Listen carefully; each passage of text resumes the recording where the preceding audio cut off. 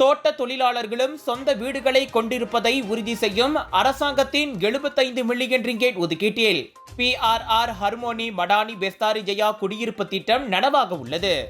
கூட்டரசு அரசாங்கம் 40 மில்லியன் ரிங்கேட்டும் மாநில அரசாங்கம் 35 மில்லியன் ரிங்கேட்டும் வழங்கிய நிலையில் பர்ஜாயா கார்ப்பரேஷன் 20 ஏக்கர் நிலம் வழங்கியது. குவாலஸ்லங்கோரில் 5 தோட்டங்களை சேர்ந்த 245 குடும்பங்கள் பயன்பெறும் விதமாக இந்த வீடமைப்பு திட்டம் உருவாகிறது. அதற்கான அடிக்கல் நாட்டு விழாவில் பிரதமர் டத்தோஸ்ரீ அன்வார் இப்ராஹிமே இன்று நேரில் கலந்து சிறப்பித்தார்.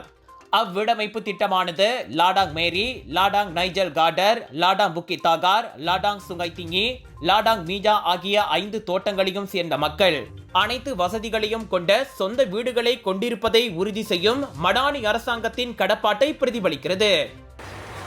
Jadi perubahan pentadbiran mengesankan dan ada tuntutan iaitu 245 keluarga pekerja ladang dari 5 ladang saya sebutkan tadi tunggu puluhan tahun. Gaduh sana gaduh sini tak boleh selesai. Ya. Tapi saya ucap terima kasih kepada bila Komeng jadi menteri dia terus turun cuba selesaikan. Jadi golongan yang berpendapatan ni rendah juga, pekerja estate, sebab tu kita kena bantu. Kalau di Kuala Lumpur rumah orang kaya kita tak ada bantuan. Tapi kalau di sini umpamanya seperti yang sudah tahu tanah free. Terima kasih Tan Sri Vincent Tan. Kalau tidak kos akan tinggi. Jadi perumahan seperti kita tahu kalau projek perumahan bukan kecil. Nombor 1 pendidikan. Nombor 2 kesihatan 10 bilion.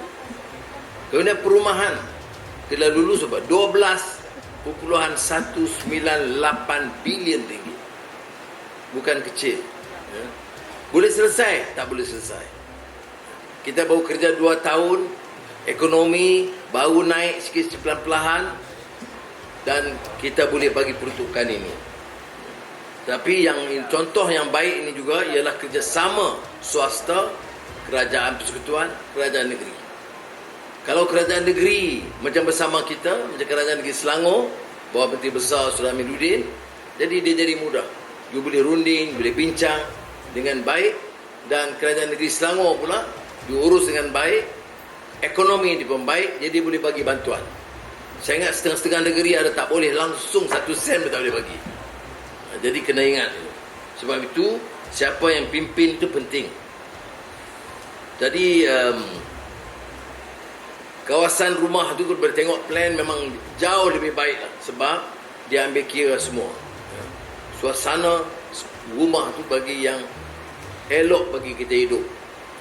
இனி வரும் காலங்களில் தோட்ட குடியிருப்புகளுக்கான ஒரு முன்மாதிரி திட்டமாக இந்த PRR ஹர்மோனி மடானி பெஸ்தாரி ஜெயா அமைய வேண்டும் என டத்தோஸ்ரீ அன்வார் விருப்பம் தெரிவித்தார்.